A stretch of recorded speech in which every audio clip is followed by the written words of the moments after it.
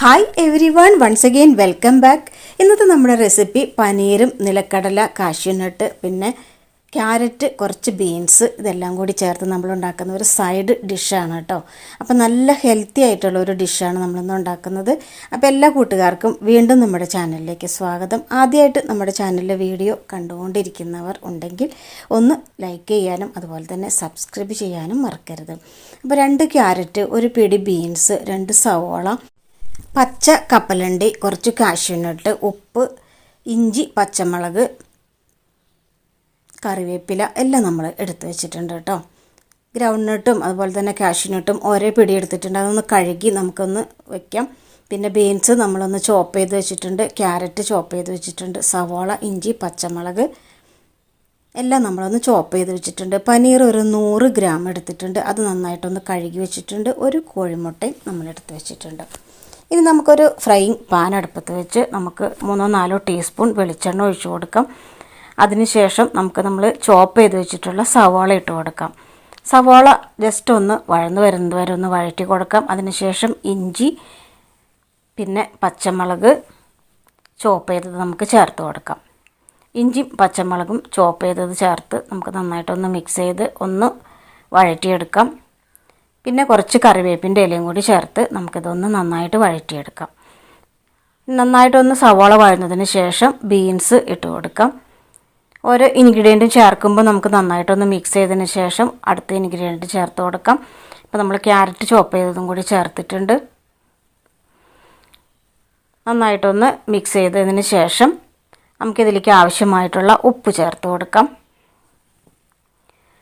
ഇനി 1/2 ടീസ്പൂൺ മഞ്ഞൾപ്പൊടി കൂടി ചേർത്ത് നമുക്ക് നന്നായിട്ട് ഒന്നും കൂടി യോജിപ്പിച്ചെടുത്ത് ഒരു മീഡിയം ഫ്ലെയിമിൽ നമുക്കിതൊന്ന് അടച്ചു വെച്ച് വേവിക്കണം.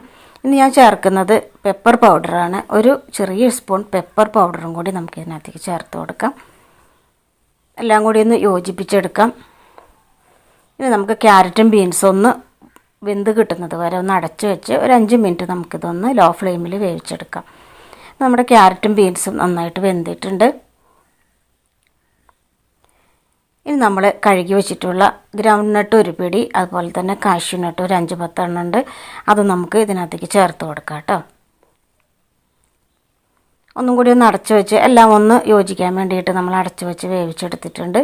നമ്മുടെ ഗ്രൗണ്ട് നട്ടും കാഷ്യൂ നട്ടും ഒന്ന് വെന്ത് കിട്ടിയിട്ടുണ്ട്. ഇനി നമുക്കിതിന് നടുവിലൊരു കുറച്ച് വകഞ്ഞ് മാറ്റിയതിന് ശേഷം ഒരു കോഴിമുട്ട നമുക്ക് നടുവിൽ കൊത്തി ഒഴിക്കാം. കോഴിമുട്ട നമുക്കൊന്ന് ഫ്രൈ ആക്കി എടുക്കാം. കോഴിമുട്ട ഒന്ന് ഫ്രൈ ആയതിന് ശേഷം എല്ലാം കൂടി ഒന്ന് മിക്സ് ചെയ്ത് കൊടുക്കാം. ഒടുവിൽ നമുക്ക് പനീറും കൂടി ചേർത്ത് കൊടുത്ത് നന്നായിട്ടൊന്ന് യോജിപ്പിച്ചെടുക്കാം. പനീറിന് അധികം വേവൊന്നുമില്ല, അപ്പോൾ നമുക്ക് കുറച്ച് സമയം ഒന്ന് ആവി കയറ്റിയാൽ മതിയാകും. എല്ലാം കൂടി ഒന്ന് മിക്സ് ചെയ്തതിന് ശേഷം നടച്ച് വെച്ച് ഒരു 5 മിനിറ്റ് നമുക്കിതൊന്ന് ലോ ഫ്ലെയിമിലിട്ട് ഒന്ന് യോജിക്കാനായിട്ട് മാറ്റി വയ്ക്കാം. ഇപ്പോൾ ഒരു 5 മിനിറ്റിന് ശേഷം നന്നായിട്ട് നമ്മുടെ ഇൻഗ്രീഡിയൻ്റ് എല്ലാം നന്നായിട്ട് യോജിച്ചിട്ടുണ്ട്. ഇനി നമുക്ക് വേണമെങ്കിൽ കുറച്ച് മല്ലിയിലയും കൂടി കട്ട് ചെയ്തിട്ട് കൊടുക്കാം.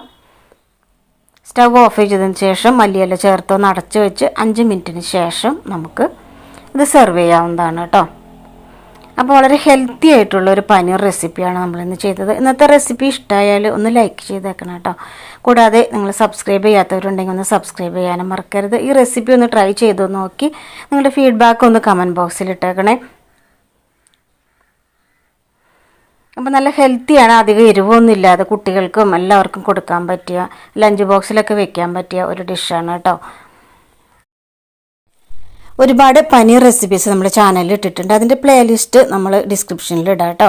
അപ്പോൾ ഇതുപോലെ എല്ലാവരും ഒന്ന് ട്രൈ ചെയ്ത് നോക്കണേ. See you in next video. Bye bye.